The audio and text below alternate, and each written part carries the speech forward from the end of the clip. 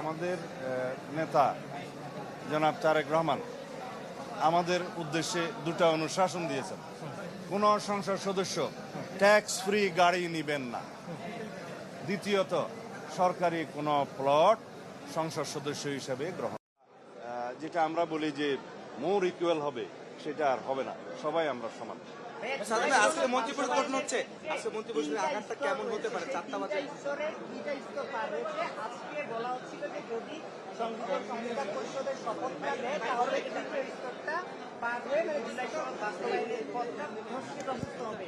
জুলাই জাতীয় সনদের প্রত্যেকটি বিষয়, জুলাই জাতীয় সনদ রাজনৈতিক সমঝোতার দলিল হিসেবে যেভাবে স্বাক্ষরিত হয়েছে একটা ঐতিহাসিক অনুষ্ঠানের মধ্য দিয়ে, সেটা যেভাবে স্বাক্ষরিত হয়েছে সেটা আমরা অক্ষরে অক্ষরে প্রতিপালন করতে অঙ্গীকারাবদ্ধ, প্রতিশ্রুতিবদ্ধ। আজকে মন্ত্রিপরিষদ গঠন হচ্ছে এবং 4টায় শপথ নিচ্ছেন, আকারটা কেমন হবে? কিন্তু আপনি আগে শপথ গ্রহণ অনুষ্ঠান হোক,